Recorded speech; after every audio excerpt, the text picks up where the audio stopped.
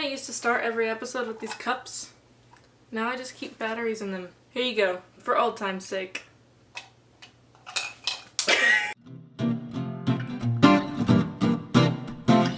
Hello everyone, welcome back. Today is a new day. We're gonna talk about new things.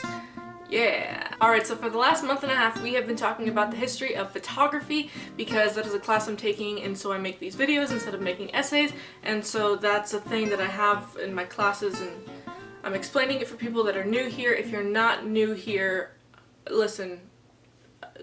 Okay, so every week we go through a new chapter in my book, and if you are new here and you don't want to start now, you can click the I right up in the corner, even if you're on mobile, and that will take you to the beginning of the playlist, and you can start from the beginning. There's other ones like this. This is not the first one. There's like a gazillion more. But not too many. You could totally watch them all. Alright, so guessing by the title, you know that we are going to talk about the history of motion pictures, because photography started that. Which came first, photography or video? Photography, right? That's the joke.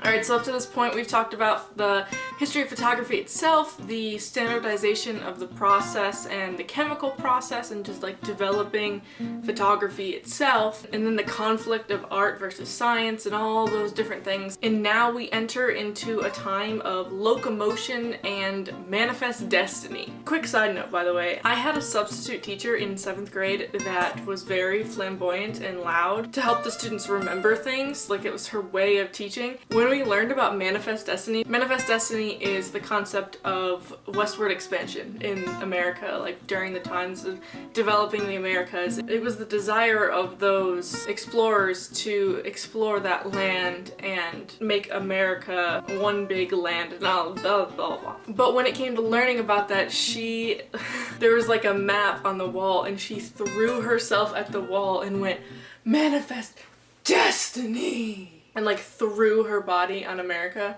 And listen, guys, it freaking worked. Like, I remember it to this day. But anyways, back to the subject. So during this time of locomotion, people were building railroads, and they were expanding westward, and they were photographing the entire process. This was one of the first times after the Civil War that people were like photographing live events. Then in 1872, Leland Stanford, the president of Central Pacific Railroad, hired Edward J. Muybridge. Literally, guys, I don't know how to pronounce his first name. I don't know if it's Edward or if it's Edward, but like, this is how it's spelled.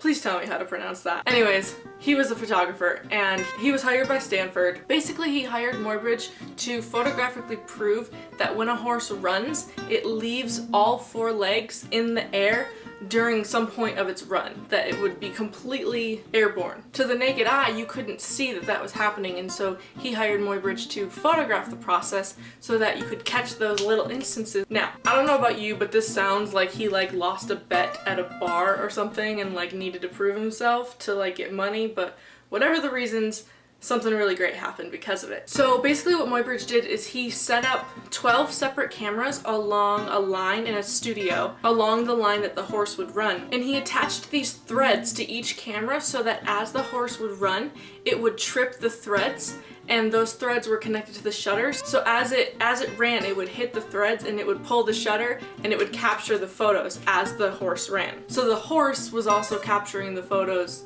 through like a pulley system, kind of. Now, he was actually really successful in doing this, and he got basically a silhouette of the horse through these different stages, and these are what they look like.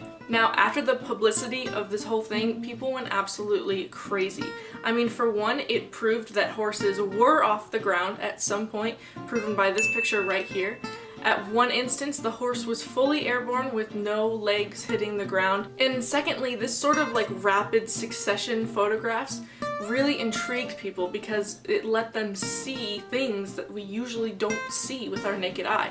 It let us capture instances that we can't see, like when a horse's legs are all midair, we couldn't really see that. And so by capturing that in an instance with a photograph, we were able to then see more than we can see ourselves. Now, after the success of this series, people noticed that if you look at these images quickly, in rapid succession, it almost seemed like you could see a horse running, like you could see the motion happening. And so this led to the invention of the zoetrope. And the zoetrope is a rotating drum with an open top that you place images in order to see them in rapid succession. Those horse photographs were put in a zoetrope and people were astonished because when it was spun, you could actually see the horse galloping, the horse running, and it was an illusion that was never created before. And this whole illusion is made possible by persistence of vision. This is the concept that when images are played in rapid succession after one another, by the human eye, they seem to blend into one image, one moving image themselves. Basically, a ton of pictures thrown at your face at once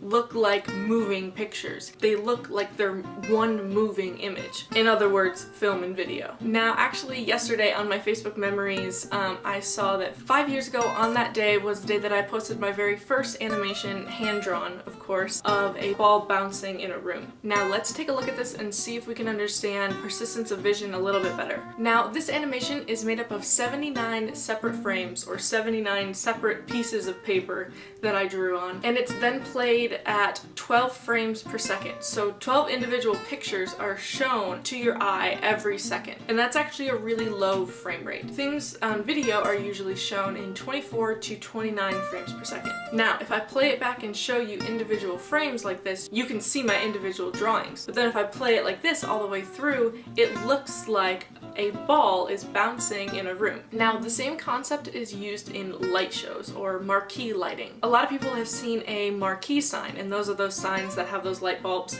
and they have like some sort of light show happening on them where it's like moving in a circle or something. And what's really happening is just all the bulbs are staying in place, obviously.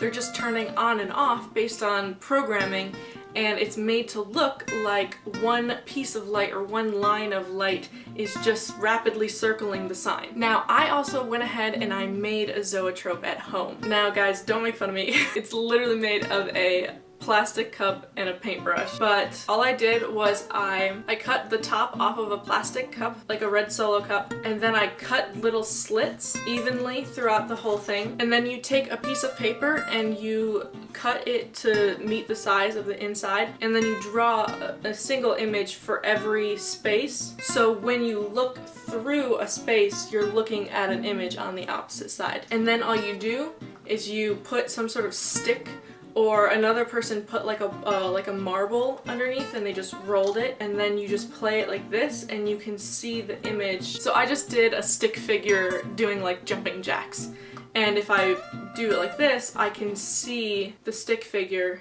jumping up and down. So it's actually really easy to make, and you can make this at home if you want and play around with the concept of persistence of vision, and I don't know, I think it's fun. So this concept of persistence of vision opened up a whole new world for photography and video and art in general. And the zoetrope was just the beginning of the illusion of persistence of vision or moving pictures. I mean, listen guys, it was just a little curiosity about how a horse moves that started all of this. I mean, curiosity killed the cat, but it also invented film, right? Like, is that how it goes? I don't know. Alright, well if you like this video, give it a big thumbs up. And if you missed last week's episode, you can click right down there if you want to see that. Or if you want to subscribe, which you should if you're not. Because listen, I need people to like me. Like I do. I'm sorry, and when you hit that button, I feel like you like me and then I like myself. So, is that sad? Well, if you want to help out my sad, sad life, you can click the subscribe button right up there, but that's what YouTube's about, isn't it? And leave a comment down below, especially if you thought that the zoetrope was interesting. Let me know, because I don't know. I remember when I first saw a zoetrope at animation school, and I thought it was the coolest thing ever. They had one in the animation room, and I would just spin it for fun, because listen, I'm a nerd.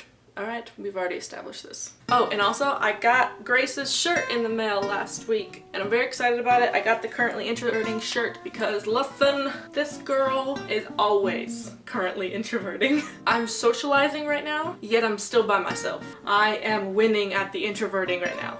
So basically, I'm very excited about this shirt. Thanks, Grace. Alright, well, I hope you guys have an amazing week, and I will see you guys soon. Yeah, bye.